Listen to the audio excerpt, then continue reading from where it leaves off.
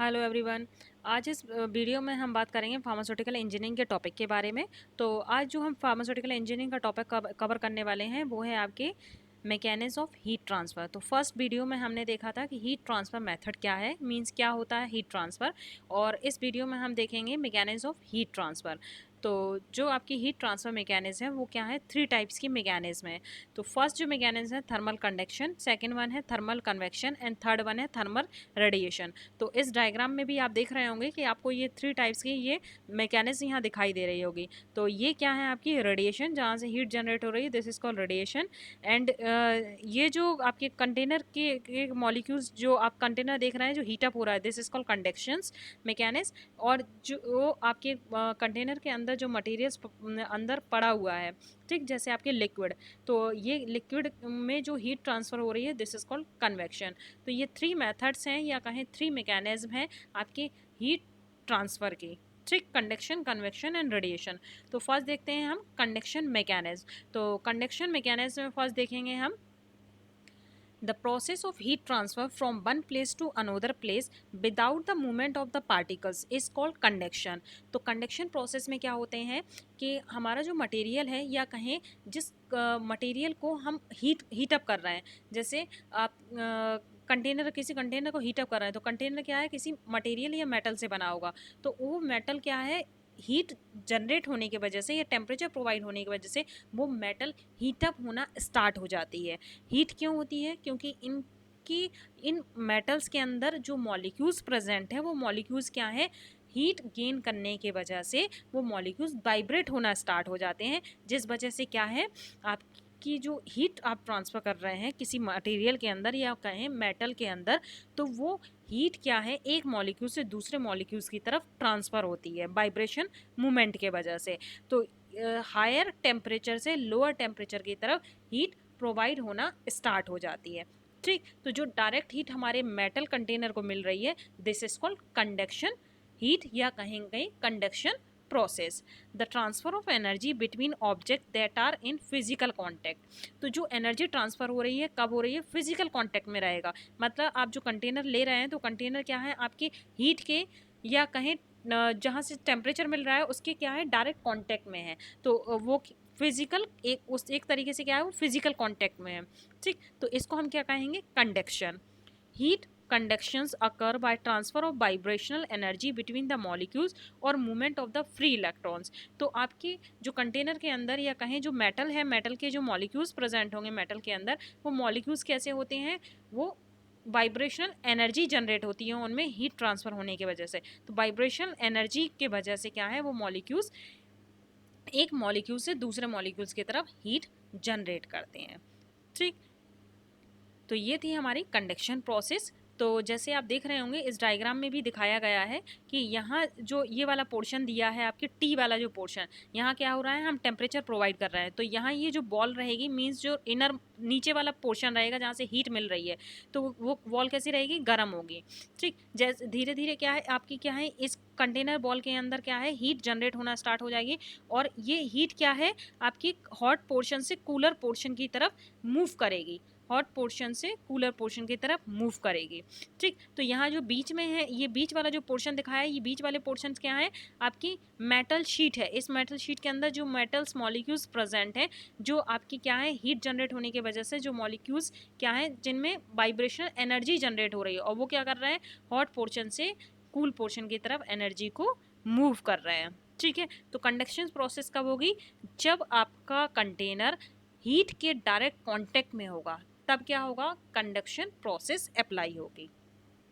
Next देखते हैं हम सेकंड मैकेनिज्म कन्वेक्शन।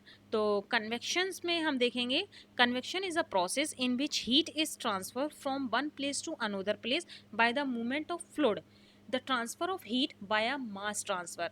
तो कन्वेक्शन प्रोसेस क्या है, कन्वेक्शन प्रोसेस में डायरेक्ट या कहीं फिजिकल कांटेक्ट में या कहीं फिजिकल कांटेक्ट से हीट ट्रांसफ़र नहीं होती है। कन्वेक्शन प्रोसेस में क्या होते हैं कि जैसे आपके कंटेनर है, कंटेनर को आप क्या कर रहे हैं, नीचे से हीट प्रोवाइड कर रहे हैं। फॉर एग्जांपल जैसे ये डायग्राम है, तो इसमें क्या कर रहे हैं, आप कंटेनर को नीचे से हीट प्रोवाइड कर रहे हैं, ठीक। जब कंटेनर को हीट प्रोवाइड हो रही है तो ये कंटेनर की जो मेटल शीट है वो गर्म हो रही है, ठीक है। तो इस प्रोसेस को हम क्या कर रहे हैं, कंडक्शन। फिर धीरे धीरे जब ये मेटल बॉल गर्म होगी तो अंदर जो आपके फ्लूइड प्रेजेंट है, वो फ्लूइड जो अंदर प्रेजेंट है वो फ्लूइड के में भी क्या होगी, धीरे धीरे हीट बढ़ना स्टार्ट होगी। ये क्या करेगा, आपके ये मेटल शीट से हीट को गेन करना स्टार्ट कर देगा फ्लूइड।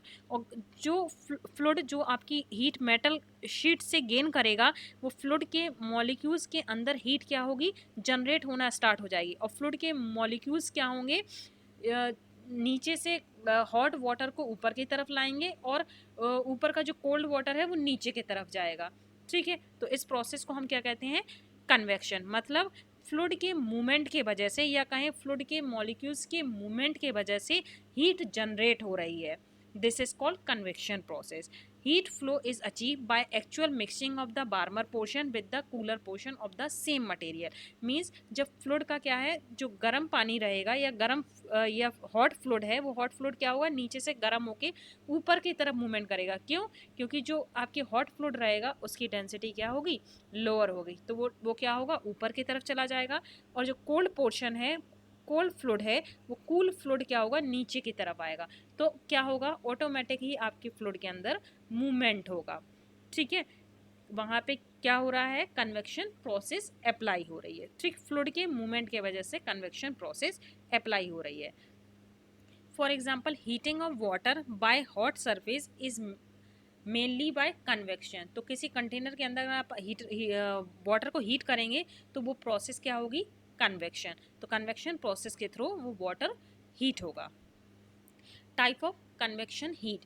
तो जब भी हम कन्वेक्शन मैकेनिज्म की बात करते हैं तो ये 2 टाइप्स की होती है। फर्स्ट वन है natural convection and second one है force convection. When a pool of liquid is heated from below, the process is known as a natural convection. Natural convection occur when temperature gradients in a systems generate localise density differences in material. तो natural convection में क्या होता है कि जैसे normally आपने container के अंदर वाटर फिल कर दिया और वो क्या है, कंटेनर के या कहें मेटल शीट से क्या करेगा, हीट को लेगा और फ्लूइड क्या होगा, फ्लूइड के मॉलिक्यूल्स ऑटोमेटिकली अपने आप ही मूव करेंगे। वार्मर पोर्शन ऊपर जाएगा, कूलर पोर्शन नीचे आएगा। तो ये क्या होगा, नेचुरल कन्वेक्शन प्रोसेस होगी। ठीक, ये कन्वेक्शन नेचुरल कन्वेक्शन प्रोसेस क्यों जनरेट होगी, क्योंकि टेम्परेचर ग्रेडियंट डिफरेंसेस की वजह से क्या क्या हो रहा है, टेम्परेचर आप दे रहे हैं तो टेम्परेचर बढ़ने की वजह से जो वार्मर पोर्शन है वो ऊपर जा रहा है, कूलर पोर्शन नीचे की तरफ आ रहा है। क्यों? क्योंकि जो वार्मर पोर्शन होगा उसकी डेंसिटी, या कहें जो फ्लूइड गर्म होगा उसकी डेंसिटी कम होगी कंपेयर टू ठंडे फ्लूइड के कंपेयर में। ठीक है। Force convection, when a fluid flow through a pipe heated on a outside by the external agents such as a stirrer or pump, it is called the force convection। तो force convection में क्या है, automatic ही आपका fluid गर्म नहीं होता है। हम क्या करते हैं फोर्स कन्वेक्शन में, कोई एक्सटर्नल मैकेनिज्म अप्लाई करते हैं, या तो हम स्टेरर यूज़ कर दें या पंप यूज़ कर दें। तो पंप और स्टेरर के थ्रू जो भी हम जैसे कंटेनर के अंदर कंटेनर के अंदर फ्लूइड को हीट कर रहे हैं, तो अगर फ्लूइड को हमने क्या किया, चला दिया, हमने उसको हिला दिया, हिला के क्या किया, हमने उसको गर्म करने की कोशिश कर रहे हैं कि पूरा पोर्शन आपके एक साथ ही गर्म हो जाए। ठीक है। तो हमने उसको हिला दिया, this is called force convection. दूसरा फोर्स कन्वेक्शन प्रोसेस क्या होती है, जैसे किसी पाइप के अंदर 2 पाइप ले लिया आपने, ऊपर के पाइप से क्या है, आप हॉट फ्लूइड को फ्लो कर रहे हैं और नीचे के पाइप से क्या, बीच के पाइप में क्या है, आप कोल्ड पोर्शन फ्लो कर रहे हैं। तो उस कंडीशन में भी क्या है, आपके फ्लूइड के या कहें जो गर्म पानी है, गर्म पानी के कांटेक्ट में ठंडा पानी आएगा, तो उस कंडीशन में भी क्या है, आपका वाटर हीट अप हो जाएगा। तो ये क्या है, एक तरीके से फोर्स कन्वेक्शन है, जहां हम एक्सटर्नल फोर्स अप्लाई करेंगे, this is called force convection. जैसे आप डायग्राम में भी देख रहे होंगे, यहाँ पे क्या है, आप हीट जनरेट कर रहे हैं नॉर्मल कंडीशन में, तो क्या है, वार्मर पोर्शन क्या होगा, ऑटोमेटिक ही ऊपर की तरफ जाएगा और कूलर पोर्शन नीचे की तरफ आएगा। ये नेचुरली होगा, तो इसको कहेंगे हम नेचुरल कन्वेक्शन मैकेनिज्म। और यहाँ फोर्स कन्वेक्शन में हम क्या कर रहे हैं, अगर हीट कर रहे हैं किसी पोर्शन को, तो हम क्या कर रहे हैं, हम उसको स्टिर कर दिया, हिला दिया। तो हिलाने की वजह से क्या है, मीन्स हमने यहाँ पे एक्सटर्नल फोर्स अप्लाई कर दिया उस पोर्शन को इक्वली हीट अप करने के लिए या इक्वली मिक्स करने के लिए। ठीक, तो इस मैकेनिज्म क्या कहेंगे, फोर्स कन्वेक्शन। नेक्स्ट है आपकी, और जो मैकेनिज्म है थर्ड, वो है आपकी radiation. Radiation is a energy transfer process in which a heat flow through a space by mean of the electromagnetic waves. When this radiation is absorbed by matter, it appear as a heat. तो जो radiation mechanism है, या कहें radiation एक तरीके की energy होती है जो हमें क्या है, जैसे आपकी सनरेज होती हैं या कहें इलेक्ट्रोमैग्नेटिक वेव्स होती हैं, तो इलेक्ट्रोमैग्नेटिक वेव्स या कहें सनरेज, तो सनरेज और इलेक्ट्रोमैग्नेटिक वेव से हमें रेडिएशन एनर्जी मिलती है। तो वो एनर्जी क्या है, कोई ना कोई ऑब्जेक्ट जब उस एनर्जी को एब्जॉर्ब कर रहा होता है तो वो एनर्जी हमें हीट के फॉर्म में मिलती है।